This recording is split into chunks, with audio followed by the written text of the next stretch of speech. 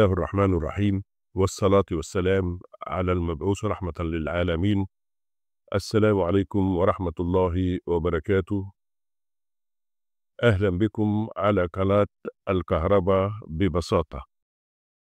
موضوع الحلقة هنتكلم عن تصميم أعمال الكهرباء، ويعني التصميم بيتطلب مهندس كهرباء نقابي مؤهل لأعمال التصميم، وعنده فكرة أو الفاندامنتالز، واتدرب على الأقل من 3 إلى 4 سنين. احنا في هذه الحلقة هنتكلم عن النماذج التصميم، إيه اللي مطلوب في رسومات الكهرباء لأي مشروع، علشان نقول إن المشروع ده الرسومات دي كافية يستطيع المقاول التنفيذ من خلالها. فهنتكلم عن طبعا مؤهلات مهندس التصميم الكهربي والمسؤوليات وتقييم أداء المهندس. بالنسبة للتصميم الرسومات الكهربائية، عندنا بنبدأ برسومات أو جداول وصف الرموز المستخدمة، برسومات توزيع أعمال الكهرباء الخاصة بالإنارة، رسومات توزيع أعمال الكهرباء لمخارج المآخذ أو البرايز، رسومات أحمال الكهرباء ولوحات التوزيع الكهربائية الرئيسية والفرعية. الرسومات دي بتتم بيزد على حسابات كهربائية طبقا لمعايير التصميم الواردة في الكود المصري والأكواد العالمية، زي الأحمال الكهربائية والتيار الكهربائي، واختيار القواطع الكهربائية، اختيار قطاعات ونوعية الكابلات طبقا لحسابات التيار وانخفاض الجهد وتيارات الكسر. سابقا ان من مسؤوليات مهندس التصميم الكهربائي تصميم الأنظمة والمكونات الكهربية. لازم يكون ملم بالبرامج الخاصة بالكاد والريبت والبي اي ام. لازم يكون عنده المقدرة على التطوير والتحليل. لازم يكون يتوفر في شخصيته التعاون مع الزملاء، سواء في مجال التخصص أو مجال التخصصات ذات العلاقة، المعماري والميكانيكا والمدني، جميع التخصصات اللي لها علاقة برسومات أو مسؤوليات أو تصميم أعمال الكهرباء. لازم يكون ملم بالاختبارات الكهربائية والتحقق بصحة المكونات والأنظمة. بيكون عنده القدرة أن يستطيع أن يخرج الرسومات والمواصفات وجداول الكميات. بيكون عنده القدرة لشرح وتفسير أي شيء ورد بالرسومات التصميمية، عشان كيفية تنفيذها يستطيع الآخر سواء المصنع أو المقاول إنه يستطيع تنفيذها على الطبيعة. دائما بيستكشف دائما الأحسن والأحسن اللي بتخش ضمن عملية التطوير والتحليل. قلنا طبعا ان تقييم اداء المهندس، كل ده بيخضع تحت عنوان اسمه تقييم اداء المهندس الكهربائي. كل اللي احنا ذكرناه ده حضراتكم، وده مهم جدا جدا لتوفر هذه الصفات في المصمم. الرسومات انا شخصيا قمت بيها لبنك من البنوك، طبعا انا مش هذكر اسمه. هو كمثال تدريبي من أجل يعني فتح نافذة للسادة الزملاء يتعرفوا على الأعمال، وإيه هي الأمور الصعبة اللي ممكن نواجهها أثناء التصميم والحسابات. الكهربائية المطلوب إنشائها هو الجداول الخاصة بتعريف الرموز. الرموز دي بتبقى موجودة على المساقط الأفقية المعمارية كتوزيع لرموز أعمال الإنارة، أو رموز أعمال القوة والمآخذ، أو مفاتيح الفصل على الحمل، أو رمز لوحة التوزيع الفرعية، لوحة توزيع صبنين، لوحة توزيع عمومية. فكل نوع من هذه، كل رمز من هذه الرموز له ديسكريبشن. فمهم جدا أن يهتم المهندس بكتابة الديسكريبشن بدقة شديدة جدا، لأنه هو جزء من العملية التنفيذية ووصول الفهم الصحيح للسادة الزملاء مهندسي المقاول أو المصنع. درس بتوزيع أعمال الكهرباء الإنارة في الدور الأرضي بالمبنى.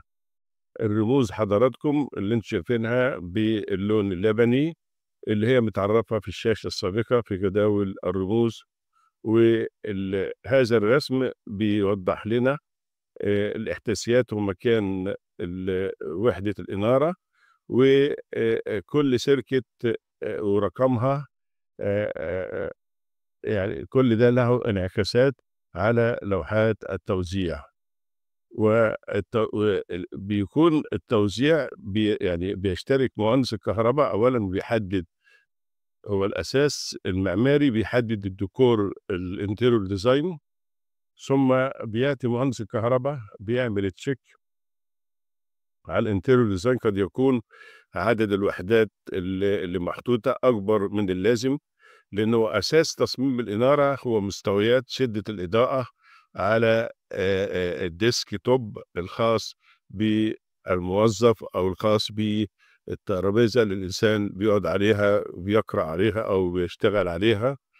فمهم جدا تطبيق الستاندرز الخاص بمستويات شدة الإضاءة وموائمته برغبات مهندسي العمارة من حيث الانتيريور ديزاين، والتحاور والنقاش إذا كان هناك أمور أوبر يتم الحوار عليها وعلى أسس الكود والمحاور الهندسية، سواء من الناحية المعمارية أو من الناحية الكهربائية. توزيع أعمال الإنارة في الدور الأول وينطبق عليه نفس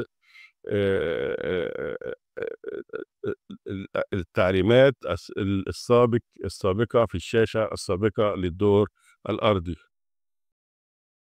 نموذج لفرش مخارج أو المآخذ أو البرايز طبقا لتوزيع الفرش المعماري كما هو واضح على البلان. ده المكتب، المخارج بتكون جنب المكتب الخاصة بتغذية الكمبيوتر أو التليفون أو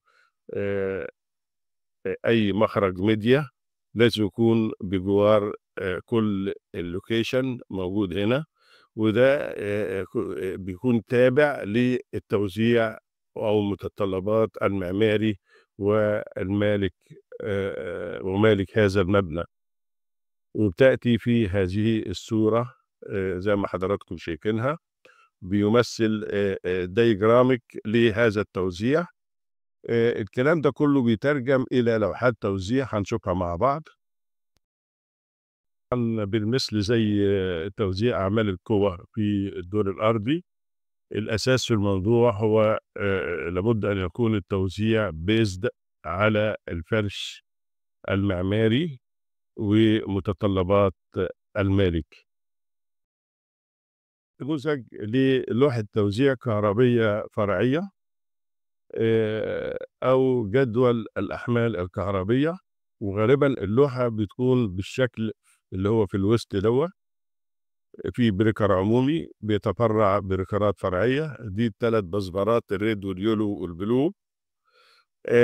الحمل قدام كل بزبار الريد اليولو ثم البلو، ريد يولو بلو ريد يولو بلو ريد يولو بلو. الديماند فاكتور بتاع كل دايره دي سوكت، دي هنا الخانه بتاع الدايره، دي هنا سوكت سيركت سوكت سيركت سوكت سيركت لايتنج سيركت لايتنج سيركت لايتنج سيركت. الوايرنج بتاع السيركت الكروس سكشن او الواير سايز بتاعه، الحمل الكونكتد على السوكت، لا الديماند فاكتور من الحمل دوت بيساوي قد ايه. هنلاقي في اختلافات في اكتر من ديماند، في هنا نص، في هنا 1 يونيتي، في هنا 0.2 للانستنتينيوس ووتر هيتر. في النهايه بيطلع تجميع الحمل الديماند وتجميع الحمل الكونكتيف بيطلع التوتال ديماند فاكتور آخر اللي هو 4/10، اللي هو محصلة مجموع الحملين الكونكتد والديماند لود. بنقسم الديماند لود على الكونكتد بيدينا التوتال ديماند فاكتور. بنقدر نعمل سايزنج للبريكر الامبير من هنا من خلال ممكن اعمله على الكونكتد، ممكن اعمله على الكونكتد، ممكن اعمله على الديماند. يعني ايهما حسب، يعني ايهما صح. ولكن في النهايه المحبس العمومي للوحه الرئيسيه او العموميه بيكون على الديماند. وبعمل سايزنج للكابل على الكونكتد على اساس انه الكابل ممكن ظروف اللوحه دي ممكن يستخدم كل الدوائر دي بنسبه 100% وليست بنسبه 50% بالنسبه للسوكت. وهذا كل ده الامر ده هو كله بروبابيلتيز، والبروبابيلتيز دي بتبقى بتحتاج خبره من المهندس، ودي من مؤهلات مهندس تصميم اعمال الكهرباء اللي يستطيع انه يوضع مثل هذه الارقام. بتحتاج خبرات وما بتجيش كده لوحدها، بالاضافه الى مقارنه ما بين ما تم تنفيذه والاستهلاك الفعلي على الطبيعه وما يتم تنفيذه على الورق. فمهم جدا ننظر هنا للديماند فاكتورز ومجموع الاحمال الكونكتد والديماند لود والاوفرول ديماند فاكتور الجديد نتيجه تجميع الاحمال الديماند والكونكتد وقسمه الديماند على الكونكتد عشان يدينا الديماند فاكتور الجديد. الغرض ان احنا بنحط نموذج اخر من لوحات التوزيع هو لحضراتكم على اساس نديكم نموذج متكامل لمكونات هذا المشروع وهذا المبنى. ونفس الشرح السابق لابد من اتباع ما تم شرحه لحضراتكم في الشاشة السابقة. بالمثل دي نموذج للوحة اللايتنج باور في الفيرست فلور. نموذج للوحة تكييف AC في الفيرست فلور. نموذج للوحة طوارئ emergency lighting power في الجراوند فلور. نموذج لوحة طوارئ اللايتنج باور في الفيرست فلور. لوحة توزيع لمخارج UPS في الفيرست فلور.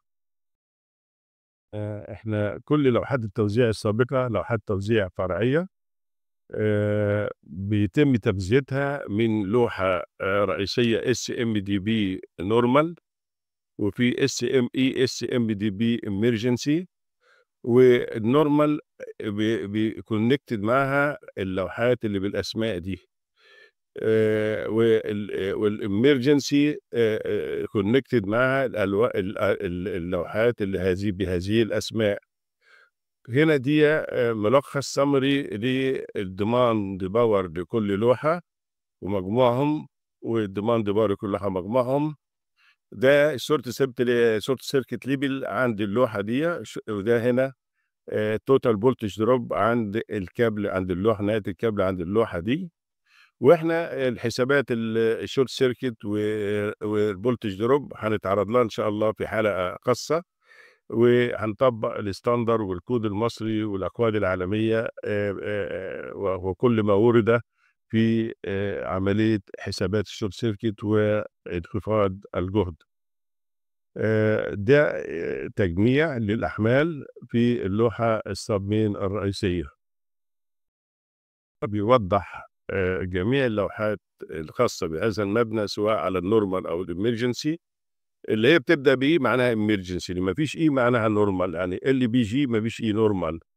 الإيه بتغذى من جنريتور، بتغذى من جنريتور، يتغذى من جنريتور. زي ما انتم كده حضراتكم، ده الكونكتد لود وده الديماند لود. وجينا قسمنا الديماند لود على الكونكتد لود، ادانا الديماند فاكتور الخاص بالمشروع كله، وده اجمالي احمال التكييف. ده سنجل لاين دياجرام بيعبر عن اللوحه SMDB اللي حضراتكم شفتوا الجدول في الشاشه السابقه.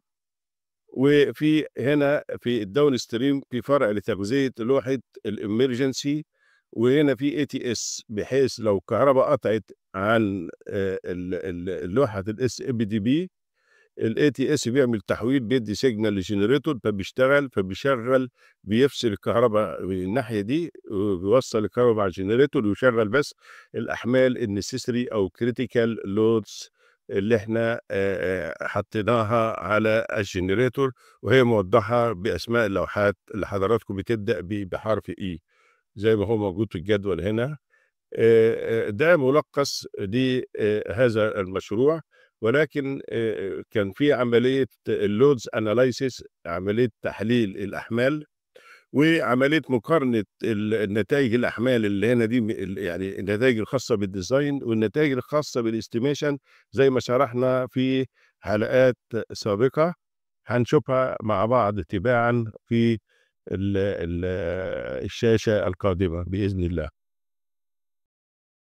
مهم جدًا، سريعًا إحنا شُفنا النتايج الأحمال الخاصة من التصميم. إن أنا الأحمال دي هي estimation load based على المساحة البنائية، وهنا بتقابلنا الحالة دي، هي نادرًا إنها تحصل، ولكن هي بتقابلنا في الحياة العملية، بحيث إنه لو تتذكروا ارجعوا للحلقات السابقة، إحنا قُلنا لازم أحيانًا الcustomer بيبقى أحماله أعلى من المقررة في جداول أحمال المشتركين اللي مقررة موجودة عند شركات الكهربا، فعلى المالك أو الcustomer يجيب الأحمال ديّة ويجيب جداول الأحمال وإقرار بالأحمال ديّة علشان شركة الكهربا تقدر تدّي له مقابل الكهربا دي، وتدّي له العداد المناسب لأحماله.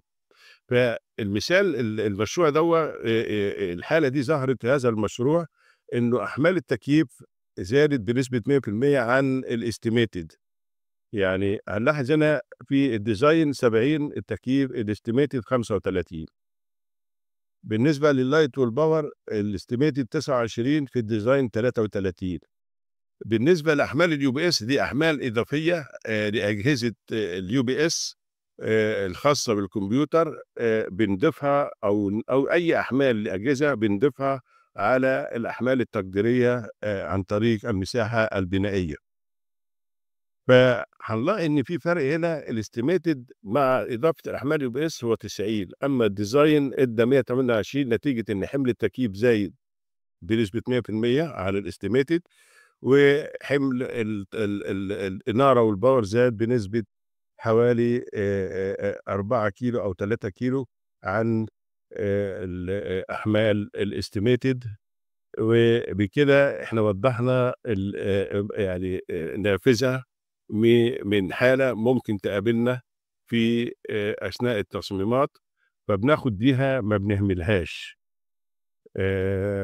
وشكرًا لحضراتكم، وإن شاء الله نتقابل في حلقة جديدة بإذن الله، والسلام عليكم ورحمة الله وبركاته.